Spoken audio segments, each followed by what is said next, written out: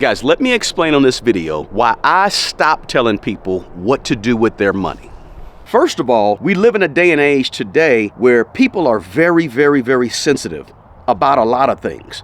Money is just one of them. People tend to get offended in a lot of ways and for a lot of reasons when you offer them unsolicited financial advice. And you have people who get jealous or become envious. And people think that if you are saying what they should be doing with their money, then you must be perfect, or you must think you're perfect, and you must have it all together. And listen, I'm far from perfect when it comes to money. I've made tons and tons of mistakes with money. But when you begin to give people advice about money, it can come across to a lot of people that you think you are holier than thou. And this is what people think. This is what I've heard and I've seen in a lot of instances. So I found that it's better just to stop telling people what to do with their money. Instead, I'd rather just show people what I do with my money, and if they have questions or if they want to do this in their own life, so be it. But think about this, like when you start telling people what to do with their own money, it can backfire on you in a lot of ways, right? Because people tend to value their independence and their ability to make their own decisions, especially when it comes to their own money. So when you start telling people what to do with their money, it can almost feel like you're undermining their autonomy or undermining their intelligence if you come out and you say what you would do with money. And this is why a lot of people don't talk about money to other people. A lot of people live in a small bubble when it comes to their money. And what happens when it comes to your money and you live in a small bubble, you only see certain perspectives and certain views.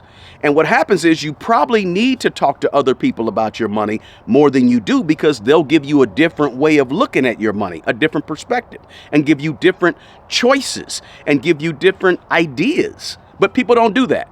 They'd rather stay in their own bubble and say, well, who do you think you are for telling me what to do with my money? Right? If you know people like that or you've seen that happen, let me know in the comments below. You really don't want to offend other people, right? But trust me, when you start telling people what to do with their money, you'll offend them.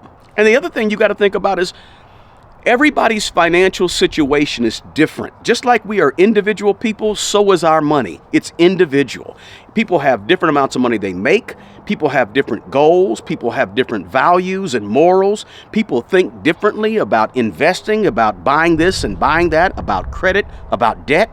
People have all different types of uniqueness to them that make their situation financially totally unique to them. And so when you start offering financial advice, you don't know any of those personal things about people. You have these overarching ideas and beliefs and perspectives that they may not share. Their culture growing up in their household could be totally different than how you grew up. And what they've learned since they got older about money could be totally different than you. So you got to keep that in mind. Your advice could be wrong for them.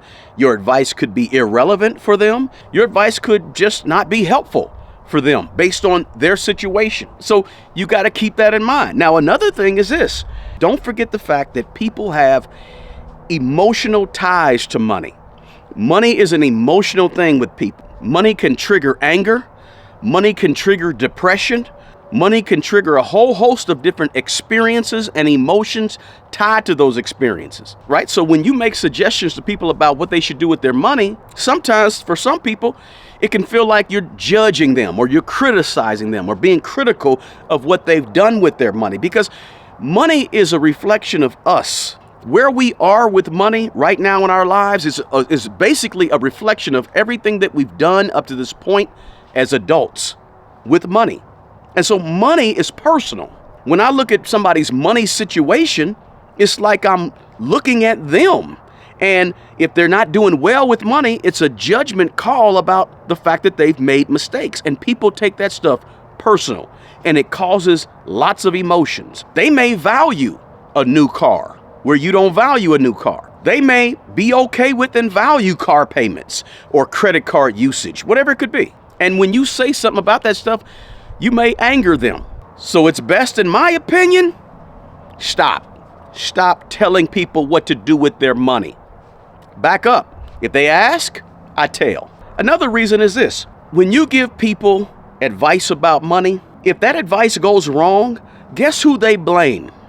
If I was to come on this YouTube channel and say, you need to go buy this stock, and this stock right now today, guess what? If those stocks go belly up in 2 months, 6 months, a year, people are going to come back and say, man, you messed me up.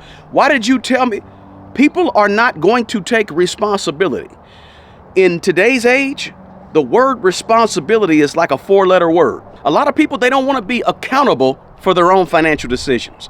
I hate to say it, but it's true. Today in America, the word responsibility or the word accountability is almost like a curse word. Right nowadays, it's the government's fault. It's the president's fault. It's definitely the economy's fault. If it's not none of that, it's got to be the whole system of capitalism. Or if it's not any of that, guess what? It's got to be the fault of inflation, and inflation is the fault of big business, etc., etc., etc. Accountability is not embraced in many of these cultures and societies today. Being responsible is not valued. It's not looked at as something that's very, very important. But I'm here to tell you, in my opinion, it is important. And when you start holding people responsible and accountable for where they are with their money right now, today, you're going to create enemies. You're going to get people that don't like you. You're going to get people that think that, who do you think you are? You must think you're better than everybody because stuff happens in the world. And I can't help the fact that I didn't do this and I didn't do that. I can't help the fact that this happened and that happened.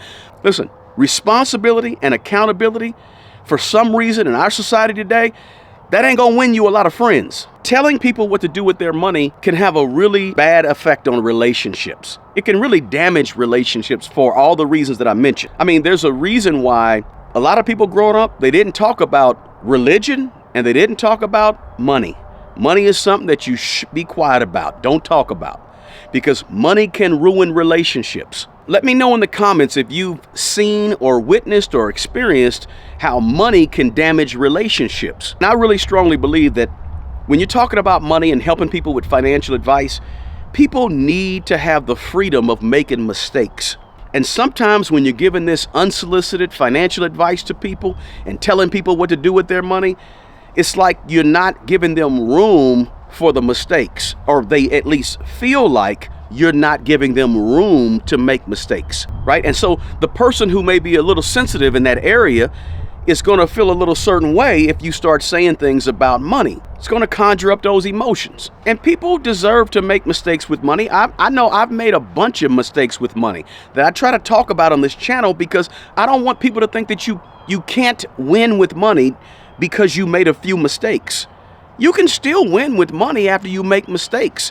And a lot of times when you're talking to people about their money, these emotions are built up. Oh, you're doing fine. Or they don't hear you say, oh, you know, this is just my experience. They don't hear you say some of the other stuff. All they hear is ridicule, criticism. Why did you make that mistake? Don't make mistakes. You shouldn't do this and you shouldn't do that. And the truth is that everybody makes mistakes with money at some point in their life. But hey, for me, instead of telling people what to do with their money, I try to make it a habit in my own life to show people what I'm doing with my money.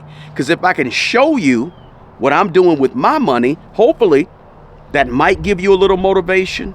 It might give you some inspiration or some type of encouragement to do things different with your own money in your own life. That's why I come on this YouTube channel and offer general advice. But I'm telling you now, personal finance is personal. And so the best type of help you could ever get with your money is a one-on-one conversation with somebody who's at where you want to go or who's going the same direction you're going. That's really how you get better with money, because you're able to take in consideration all of your individual, personal, unique situation that's going on with your money and your life and where you've been in life and where you want to go in life and your values and morals and and your goals and your aspirations, your mission, your vision. All those things are different for every person. But if you feel compelled to help somebody or you're led to help somebody with their money, think about a few things. Make sure you ask them, hey, do you want me to help you with your money? They got a chance to say yes or a chance to say no. If they say no, cool, relationship intact. If they say sure, okay, let's dig in. Now they want some help. Now it's not unsolicited and you can really dig in. When I'm dealing with somebody one-on-one about their personal finances, the first thing I ask them is, do you want the raw truth? Do you want me to be totally upfront with you and not sugarcoat this thing? Because if you do, then we can dig in. But if you don't, then we're going to have a problem, because I like to give it to you raw. I like to give it to you exactly how it is without biting my tongue, so you can really understand it. The other thing you can do is maybe you frame suggestions and share your own experiences and share your own perspectives with people. And that might open up some dialogue, some communication to somebody that you may be wanting to help with their personal finances. And then I always found this to be really helpful, is try to share some of the resources that you have, some of the information that you have. Maybe it's a YouTube channel. Maybe it's a book or two that you've read. Maybe it's a podcast that you listen to, right? Maybe you share this YouTube channel with somebody, because when you start sharing resources, it gives people the dignity and the space to grow and learn on their own. So some of that emotion that may be tied to you trying to help them and tell them about their money goes away. You just share a resource and you say, hey, take a look at this when you can, if you want to. If you don't want to, that's cool, but I want to share it with you, right? So now you're respecting their space, you're respecting their intelligence, and you're respecting their dignity. You're keeping that dignity intact without being critical of them and their decisions and where they are with money, right? Because empathy and respect goes a long way when you're communicating with other people about their personal finances. Because when you talk about people's money, you're talking about them. And so you have to consider that when you're trying to help people with money, that it is a personal thing and people take it very personal. That's one of the reasons why me personally, I said, look, in my own free time, I just stopped trying to tell people what to do with their money and just showed them through my own actions in my own life what I do with money. So there you have it, guys. That's why I stopped telling people what to do with their money. If you got value from this video, do me a favor, smash that like button, drop me a comment, and share this video with someone who you know. The best person who's going to take care of the old you is the young you. Take good care of yourself and take care of other people. Until the next video, peace.